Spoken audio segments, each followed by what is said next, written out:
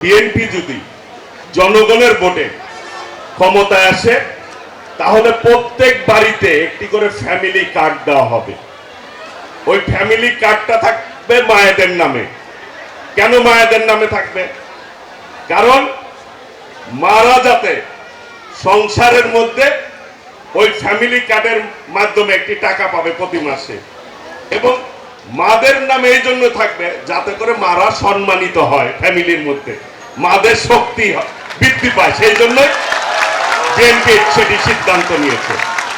আগামী দিনে আমরা ইনশাল্লাহ সকলকে নিয়ে ঐক্যবদ্ধভাবে এই দেশটিকে গড়ে তুলব।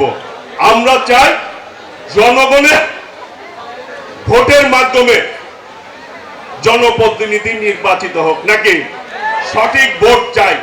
আমরা খুনি হাসিনার মতো ভোট চাই না, যে নাকি যে দিনের ভোট আগের দিন রাতে দিয়েই শেষ। এই ধরনের নির্বাচন আমরা চাই না। আমরা চাই আমাদের ভোট আমি দিব, যাকে খুশি তাকে দিব, এবং জনগণের প্রতি যে বেশি কাজ করবে জনগণ তো তাকেই বেছে নিবেন, তাই না? এই দেশের মালিক এই দেশের জনগণ। সবাই মিলে আমরা এই টাঙ্গাইল শহরের লোক, নাকি? সবার অধিকার আছে আমাদের এই শহরের সব জায়গায় যাওয়া, সবকিছু করা।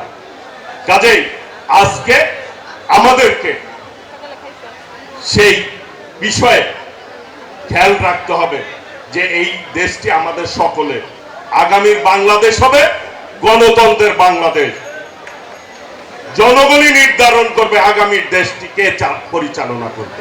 ওয়েস্ট ম্যানেজমেন্ট যে পদ্ধতি, আমাদের যে গতানুগতিক যে পদ্ধতি রয়েছে, মানুষ যেটিতে অভ্যস্ত, যেই এলাকার নেতা ওই এলাকার লোকজন তাকে ভোট দিয়ে নির্বাচিত করবে, এটাই স্বাভাবিক নিয়ম।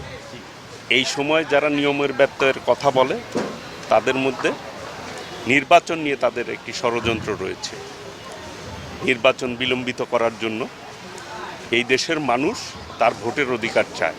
14 সালে ভোট দিতে পারে নাই, 18 সালে পারে নাই, 24 সালে পারে নাই।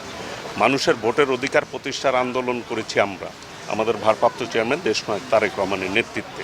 সবাই ইপিআর পদ্ধতির কথা বলছে না, ইতিমধ্যেই কিন্তু বিভিন্ন কমেন্ট শুনতেছেন আপনারা, সোশ্যাল মিডিয়া যারা দেখছেন তারা অনেকেই শুনবেন, যে লাস্ট পাকিস্তানের সাথে বাংলাদেশের একটি T20 হয়েছে। বাংলাদেশ 3 ম্যাচে জিতে সিরিজ জয়লাভ করেছে। পাকিস্তান পরবর্তী ম্যাচে বেশি রান করেছে।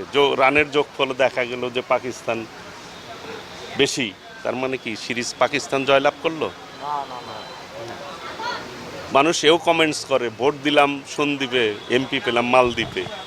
এখন ভোট দিবেন আপনি টাঙ্গাইল, এমপি পাইবেন নোয়াখালী, তাহলে কি হবে? টাঙ্গাইলের মানুষ সম্পর্কে টাঙ্গাইলের মানুষেরই জানতে হবে।